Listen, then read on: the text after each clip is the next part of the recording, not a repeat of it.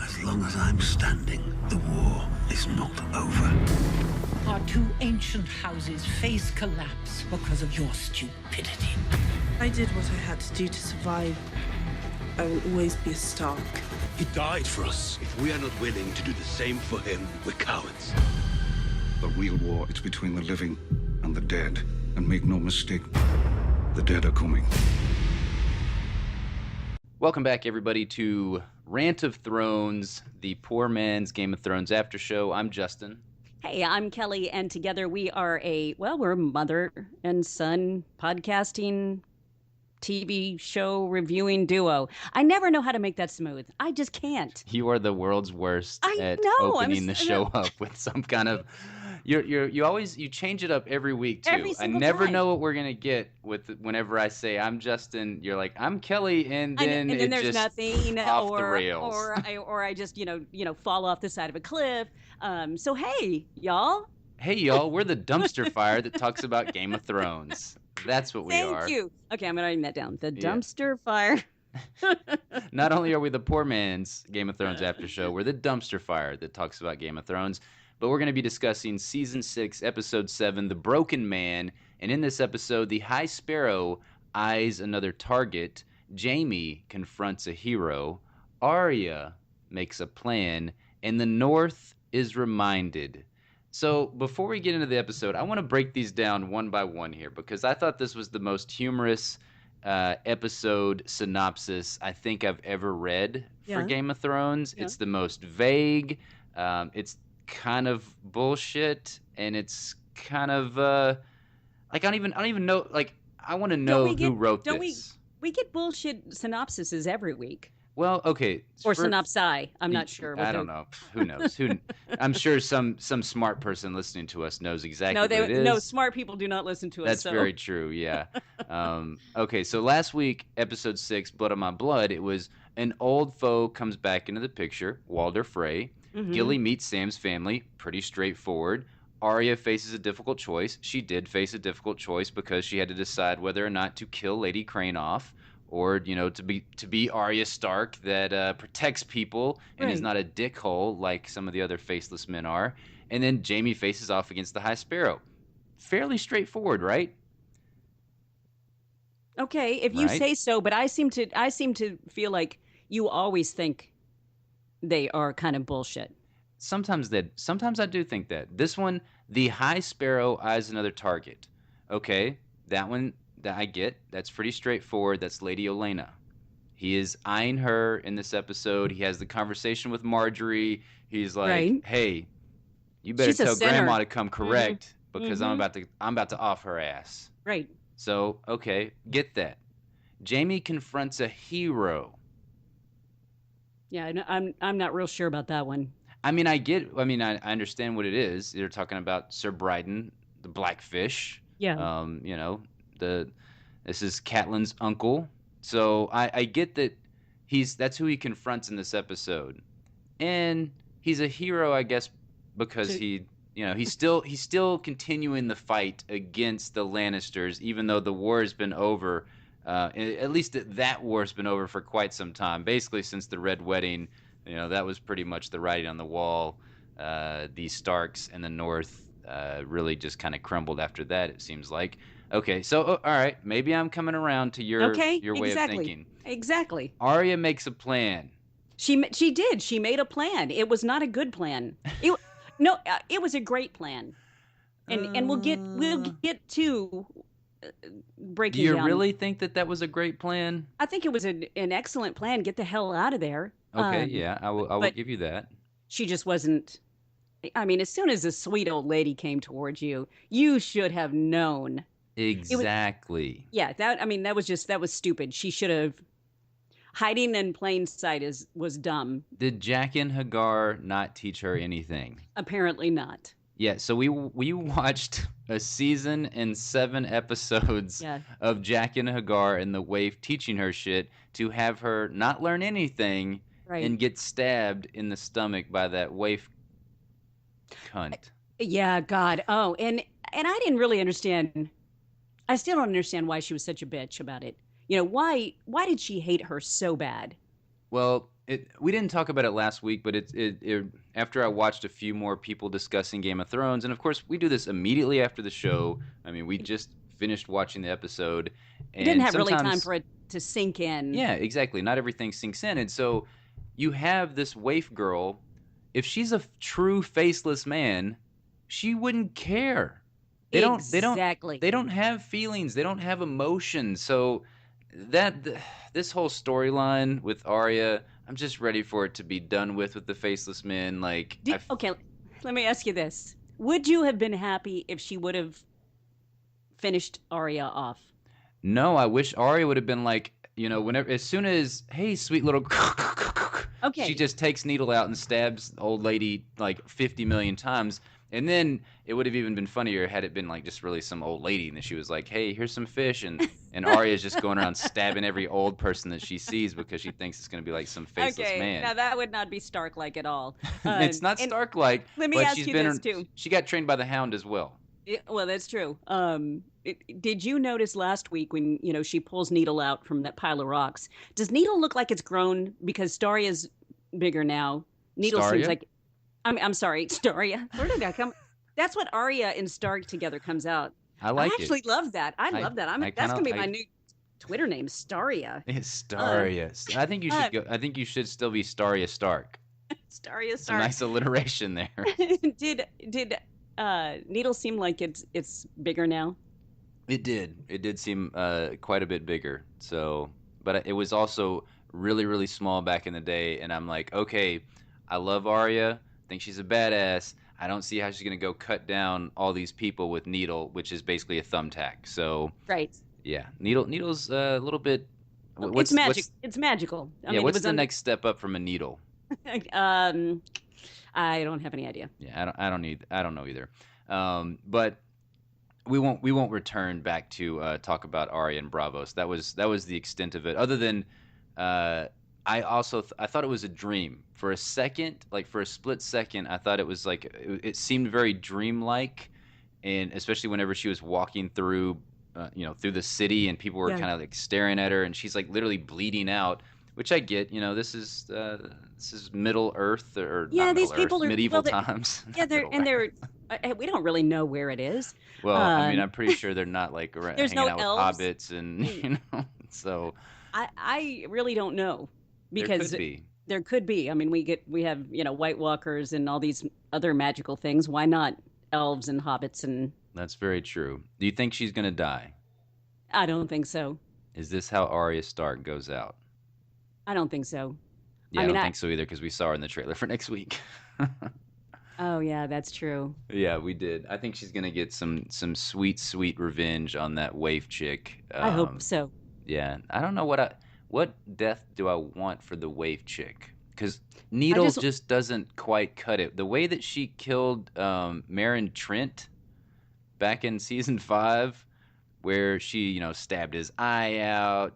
She cut him like a million times. She had him basically groveling on the floor on his knees to either not kill him or just go ahead and end it because of it was horrible. That was like one of the worst deaths on Game of Thrones. I don't know if I want to see that with the waif girl. Do you? I don't like her. I don't either. I'm just gonna say I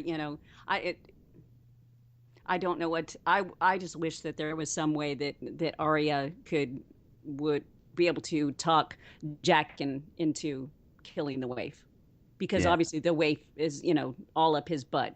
Well, and the waif, I mean, she broke her little oath to the faceless men anyway. Like we just were saying, Yeah. she has emotions. She's Right. she's letting things get to her. She's let Arya get to her. She's supposed to have no name, have no face, no background, no history. She's just supposed to serve the many-faced god, and that's I'm it. sorry, but she's a girl. That's true. You girls out there sometimes, man. Yeah. Well, and then the North is reminded, like, to me, in kind of a not a great way. They're reminded of all the terribleness that has happened to them. So okay, maybe I recant my earlier Okay. statement that it's Okay. bullshit, and Uh, maybe this episode synopsis did work for me. But let's get to the coolest thing that happened in this episode, and that's well, I know. the I, mother I effing Hound is back. I knew you'd be so excited. And I just wrote, "The Hound lives." And I was happy about that. I had hoped he hadn't died. I was trying to figure out, though, when was the last time we saw him? In season Was 4, I believe. It was the end of season 4, wasn't it? Yeah, with him and Brienne, they had that like knockdown, drag out fight in that little rock area, Mm-hmm. and she straight. I think I want to say she straight 300 his ass. This is Sparta, and kicked him off the hill, and he just kind of fell down quite a bit and was quite broken. Hence the title, Broken Man. And his spirit's been broken. His old way of life had been broken. So, and in this episode, Ian McShane, apparently his name is Ray, worst Game of Thrones name ever. Like, you've got Ian McShane, this badass dude, and you're gonna name him Ray. I tried to find it on IMDb, and it didn't. All it said was Ian McShane, and I'm like, okay, this, when your actor name is so cool, Yeah, exactly. why give him a name? They should have just said his name was Ian. Like, Yeah. who cares? I mean, I knew before the season started that he was going to be in this season at some point. Mm-hmm. I'd honestly kind of forgotten about his, that he had a role in Game of Thrones because it didn't come earlier in the season. And by now I'm like, oh, I've already forgot every single thing that I read before season 6 started.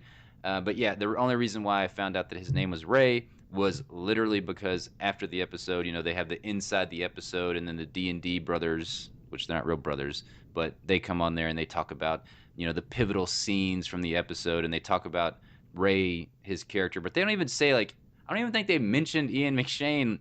They should have been like, we got Ian McShane, Right. and what a waste of Ian McShane. I Because know. we killed him off in this exact same episode, which was, to me, utter bullshit, especially after the Hound had just mentioned, you know how to fight. So I thought we were about to have like this epic pairing of Ian McShane and Sandor Clegane going off and killing everybody. Yeah, but I think it was they were trying to show a good example of the fact that this guy had become a completely different person than he was in his past life, and it was supposed to give the Hound hope that he could become a different person, that he could forget about all the evil things that he'd done. And then, of course, humanity reminded him that, Yeah. you have to be an asshole. So Yeah. it's okay for you to continue to just be a badass and go kill people. So Yeah, this world that we live in Game of Thrones is not a world for pacifists at all. It was so funny because, when they opened up with that scene and you see these people that are friendly to each other and they were smiling and happy. I'm like, what the hell? I didn't know what was going on. I thought I was watching the wrong show. Well, and plus, like, there was no opening. Right. Like, that was the weirdest thing to me because, normally we get previously on and then all of a sudden Right. it pops into the epic intro. We didn't get that at all. Went straight into the scene. Yeah, we got the normal TV show kind of thing where they, have this little zinger. Yeah, that's what The Walking Dead always does. Right. Like, Right. they go into the episode a little bit, and then, right as their little punchline happens, that's when they hit you with the theme song. I thought it was a flashback at first, to be totally honest. I thought Ian McShane was going to have something to do with the Tower of Joy. I literally thought at first I was like, are they building the Tower of Joy? Okay, Like, now you're right. I did think that too because I thought, wow, it could start off really small like that. yeah, but then yeah, exactly. I was looking at it a little closer, and I'm like, wait a second, the Tower of Joy was like a castle looking Right. thing. But, This is like a wooden, shanty. yeah. Humble beginnings for the Tower of Joy. Yeah. So, but no, I love the Hound coming back, and you're totally right. I mean, this whole scene and everything was just meant to showcase to Sandor Clegane that he can't get away from his past. He's got to go do what he's basically been bred to do, and that's cut other motherfuckers down. So Okay, so which motherfuckers do you think he's going to go cut? well, I'm not 100% accurate on this, or I don't think I am. I thought that those people that came up were the Brotherhood with no banners, and they devote themselves to the Lord of Light, and that's like the same thing as Beric Dondarrion back in the day that the Hound fought and beat.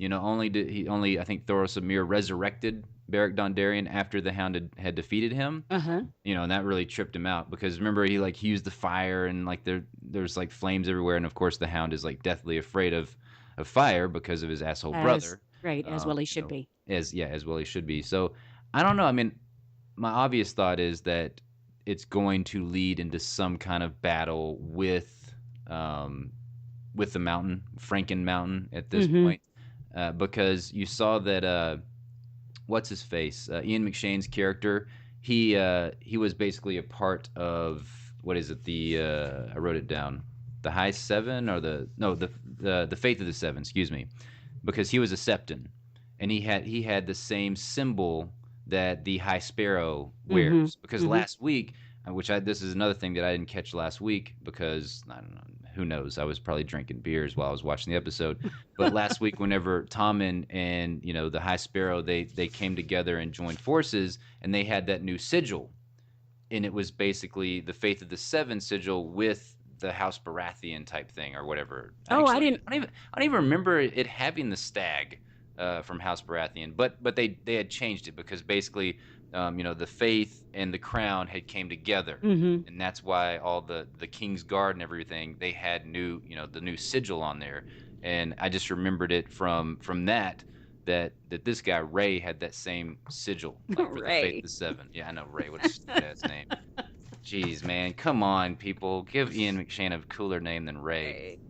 So a part of me thinks that we are going to get the fight of the century. We're going to have the Cleganes versus the Clegane, and that is going to be the champion for the High Sparrow because we know that Cersei, she's wanting to have a trial by combat. She's got the Franken Mountain, which, holy crap, both of us, if we had to give a review for this episode, we said that a lot happened, but at the same time, nothing happened in this week's episode of Game of Thrones. But I think it's going to lead to an all-out, just crazy balls to the wall action next week, and it looks like the Franken Mountain is about to just destroy some little sparrows because it looks bad, and I think little old Lancel Lannister is going to be the first one to go. So, and I'm kind of happy for him to go. He's kind of a dick. I don't like him. I'm sorry. He's just slime ballish. Yeah. Like I'm not a fan of his. So, yeah, we love the Hound. That was definitely, to me, there was two parts to me of this episode that were really big. That was the Hound living and Arya, being stabbed and nearly killed. Those to me were the main things. Then, like you said, there's a lot of little stuff that happened around. That I think is leading up to some big stuff. So. Yeah, no, I agree. I mean, the stuff in King's Landing didn't really do it for me, but I will say that I was happy to see, because we had kind of touched on it last week, the fact that we didn't think Marjorie was 100% fully on board with the High Sparrow. And she is not. Yeah, no, she's definitely not. She's straight conning his ass right now, and I think she's doing. Marjorie, to me, she's right up there with Cersei. Oh, they are the same person. Yeah, because for one, Lady Olenna she's just a badass, and that has been Marjorie's tutor this entire time of her entire life. So, because that conversation that Lady Olenna had with Cersei, damn, that was she wouldn't rough. have anything. She's like, no, you know what? Remember that smirk that you gave me? I didn't forget it. I'm not going to be your buddy. I'm not going to help you. No. Whenever she said, it was something along the lines of this, you've lost, and that's the only joy I can find in all of this misery. And did you notice that Cersei had nothing to say? She's always got something to say. I honestly thought that she was going to have Franken Mountain straight up pop Lady Olenna's head, and I was really worried for a second. Her mouth kind of came open, and then it snapped shut. Yeah.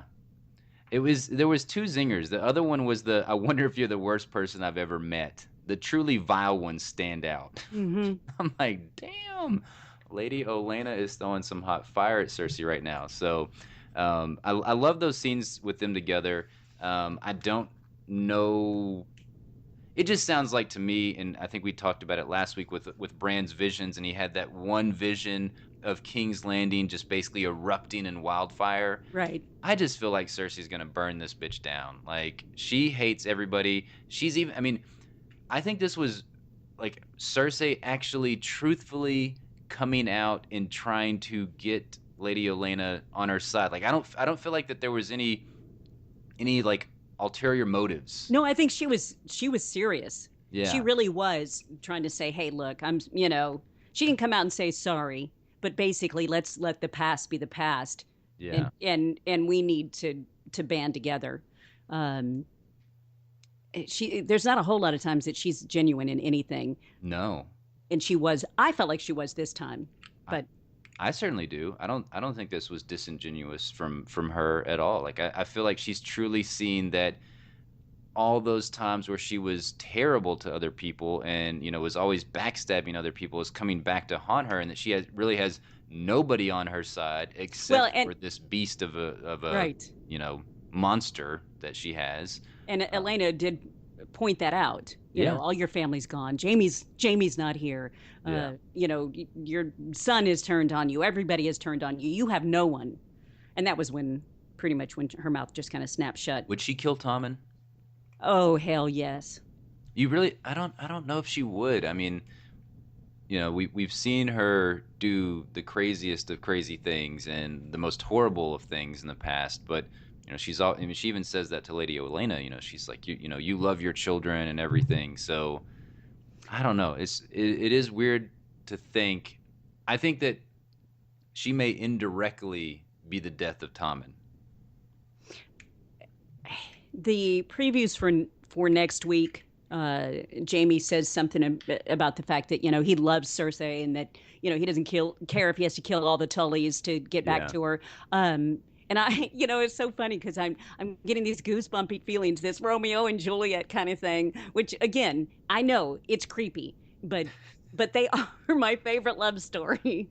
They are a very interesting love story, that's for sure. But I kind of feel like at this point, they've had so many things thrown in their way, and they had almost kind of had a family for just for a second there when he started admitting to his daughter and everything. And I don't know, I just kind of feel like at this point it's just going to be the two of them that they are going to fight their hardest to get just to each other, and I don't know, back to one another, right. But with their like dying breaths, and that's just the end of them. That's going to suck. They have they get that shot that you get in the movies where it's like the one lover reaches out to the other lover. They're like so close to touching hands, but then they kill over and die in that moment. So, but we might get that. Who knows? At this point, I hope not, because I don't. Jamie's eyes were so blue in this episode, so I'm kind of hoping that he stays around for a little while longer.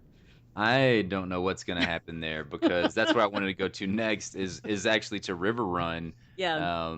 I loved the opening scenes with River Run. I thought they were great. They were funny. We finally got Bronn back, and they were having their little conversation because Bronn brings up the fact that these Frey douchebags are terrible at trying to siege a castle. And I don't know what the first line was, but I certainly remember Bronn's line back to him whenever he says, "That's like saying I have a bigger cock in the biggest cock in the unsullied army." That was a nice zinger right there from Bronn. So I love their back and forth. Like, to me, Bronn, he's kind of like Tyrion. Whoever he's paired with it's a great pairing. Right. And so I've missed Bronn a lot on the show. I think he's a lot of fun. He was most certainly the best parts of Dorne, I think, because you hate Dorne. I hate Dorne, and hey, I think the showrunners and writers are with me because we have not gone back to Dorne. I don't It is- understand that. How did they leave it the way they left it? I think they were just like, ooh, just like our dumpster fire of an after show. Yeah. They were like, well, we're just Let's just kill we're gonna some of them. pretend that didn't yeah. exist. Yeah, I don't think anybody's clamoring for more Dorne. But I love also the fact that because I don't like these Frey people. You know, I don't like the Freys. They caused the Red Wedding, and they will forever be assholes in my book. Mhm. And so I loved whenever Jamie is just giving those dudes the shit. I love that. I loved whenever they pulled out Lord Edmure Tully out in front of Castle Riverrun, and Bryden Tully Blackfish is just like, I don't give two shits. ahead, Cut kill his him. throat. I don't get on care. with it. Yeah, Yeah. it was fantastic. So what do you think's going to happen here, though? Because we see the meeting between the Blackfish and the Kingslayer. I love that, how they that's their names for each other. And it was definitely a one-sided affair because Bryden owned his ass. Like, Yeah. there was, like, Jamie had nothing to say back to him. I mean, whenever somebody says they're disappointed in meeting you, Yes. Oh my God. that's like the harshest criticism. That's like, you're my mom. You getting mad at me and shouting at me Right. and, like, beating me is one thing. But if Whenever you're I like, quietly tell you, I am disappointed in you. exactly, that's when it stings the most people. Mhm, So mhm. that was a harsh first meeting between these two characters. And I love when foes can meet in a civilized manner like that and Yeah. throw some zingers at each other and turn and walk away without anybody jumping in going, I'm going to cut you, motherfucker, or Yeah. anything like that. that's fair. That's you definitely have to be a lord or a lady, I Right. guess, And because I'm most so people would not- not do that. Exactly. I couldn't do that. No. I thought, wow, man, they're so civilized. But it can't go well because they are in a castle and they have, at least he said they had 2 years worth of provisions. And I Yeah. have a feeling he was pretty calm, cool, and collected about the whole thing. Yeah, I don't think he would lie about it. Like, I think he's ready to. I mean, as he said, he's basically ready to fight. And the only reason why he met with him is because this is boring to him. and- Exactly. Well, I mean, seriously, they don't have cable. Yeah, exactly. They probably don't have a lot of books hanging around Right. either. I mean, Could you imagine Uh, how boring it is? oh geez, just waiting for a fight. Yeah. Yeah, I mean, I guess that's probably Or why they just fought a lot waiting- back in the day. Waiting to die. I mean, it's Yeah, not- that's very true. Yeah, I got 2 years. I'm just waiting on old sweet death to knock at my doorstep. So I'm very excited, though. I think everything at River Run is going to come to a head either next week or the week after that, because we know that Brienne, she's making her way there. She's going to try and get the Blackfish on Jon Snow and Sansa's side to take up the battle against the bastard Boltons. Well, So- somebody needs to get on their side because obviously they went to all the houses, and I mean, it was not really fruitful. no, they were definitely reminded, just like Yeah. that synopsis told us. Yeah, and that was the part that for me that was really kind of broke my heart when and I don't remember exactly how The House Glover. Glovers. Yeah, and he says that House Stark is no more, basically. Yeah, Uh, House Stark is dead. Yeah, and I'm like, I served House ooh. Stark once, but House Stark is dead. I was like, dang it. Yeah, I mean, I love that scene for a second because I love the fact that Sansa, I mean, she's the one that steps up and is like, need I remind you that House Glover is pledged to House Stark? And I love that because that's something we've been getting from Sansa more and more. John is And I- weak. Well, no. This is perfectly understandable though, because Jon has a much easier time talking with the wildlings. He has Yeah, a much yeah, easier yeah. time when it's more of a simplistic conversation, like, I fought for you, you fight for me. Okay, I don't mean End of he's story. weak. obviously, I love No, John. no, He's not a good politician. No, exactly. No, that's what I loved about this episode. And that's what you see as they're trying to recruit these different houses. The fact that the wildlings, it took 2 seconds really. Jon Snow, he bled for them. That's all they needed to know. Whenever he's having conversations with these lords and these ladies and everything, he struggles mightily having conversations with them because he wants to break things down to like just a you talking to one of your friends type of conversations, right. And they're all, I guess they're not really like 10 steps ahead of him or anything like that, because obviously we know that John he's a master strategist. I mean, he has basically, how many battles has he won? I think it all comes down to the fact that when someone calls you a bastard your entire life, yeah. I mean, he doesn't have a whole lot of self-confidence when it comes to people that actually have the title, even though he has the blood. Yeah. And I think Caitlin had a lot to do with that because she was kind of a bitch to him. Yeah, she was not very nice to him. I mean, she didn't want to include him in much of anything back in the earlier seasons and the earlier books and everything. But the best one to me was freaking Lyanna Mormont. She was, man, I'd like to hook her up with a Stark. Yeah, like the character, she's played by Bella Ramsey. Man, that little girl absolutely murdered this role. Like, she was fantastic. I loved her so much. I'd like to be her when I grow up. I definitely would. I loved her and Sir Davos's conversation. Whenever whenever she pledges 62 men and Jon Snow and Sansa are like, what? 62 men? Dang. And he says, if they're half as ferocious as as the lady of the house or the lord of the house, Lyanna Mormont, then the Boltons are in for basically a hell of a time, because they're in for trouble if these 62 men are half as badass as she is. She was fantastic. The Glovers, that was definitely a sad scene to see. The fact that yeah, it's just we're reminded that the North was overtaken by the Greyjoys, and then it was overtaken by the Boltons. But you see that the Glovers, they were given their house back by the Boltons. So like they're like, hey, this is where our loyalty lies with them now, because where were the Starks whenever my wife, my children, everybody in my family was murdered by the Greyjoys? Whenever you guys were off fighting your war, basically for your house, and included all these other houses and everything. But I really wish that Sansa would have. It was kind of like, dang it, they took her back to that like meek Sansa as soon as she like piped up, and it was like an awesome moment. And then they let this dude kind of like cut her back down again, which I understand. I understand it. They've got to show us that the Starks are gonna have a tough time rallying the troops and everything. But I don't know. I'm excited for them to get like their army together.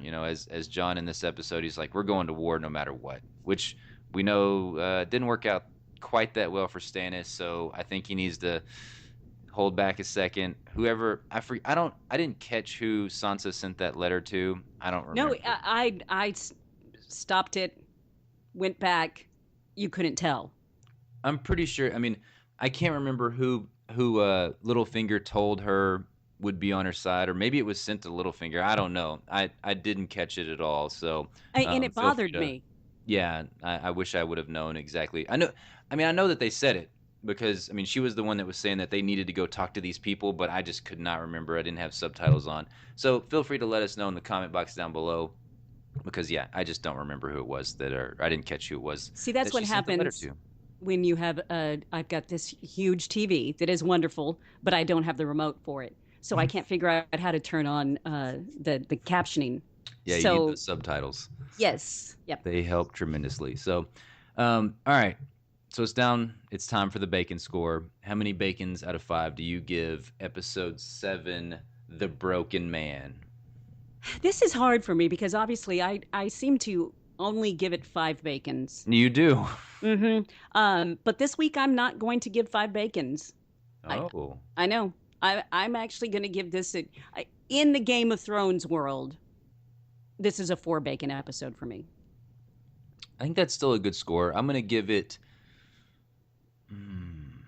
I'm waffling between 3.5 and 4 bacons. Now, Jamie's hair looked good, Jamie's hair did look good. really good. So Sansa's hair looked even better. she looked very. It's getting back to that glorious red that it There was was meant to be. lots of boobies with Theon and Yara. Oh, yes, So- there was. We didn't even talk about that at all. Well, I mean, that was pretty much it. Boobies, boobs, boobs, lots and boobies. lots of boobs. I did like the fact that they are making their way to Marine as well to give Dany the ships. So that is a big thing right there because it's going to come down to whose ships are Dany. Is Dany going to take? Is she going to take Euron's ships? Is she going to take Theon and Yara's ships? Okay, that settles it. The boobies up the bacons to a half bacon. So I'm going to give this one 4 bacons out of 5. Okay, all right. I think that's fair. Yeah, better than 90% of all the other TV that's on That's our so TVs true. right now. That's very true. All right, well, you can email us. It's at rantpocalypse@gmail.com, and we would love to hear your thoughts in the comment box down below. So leave all your comments about this episode. We'll be back recapping Season 6, Episode 8 next week. Thanks so much for joining in on our conversations of Game of Thrones, and that's all we got to say. Bye-bye now.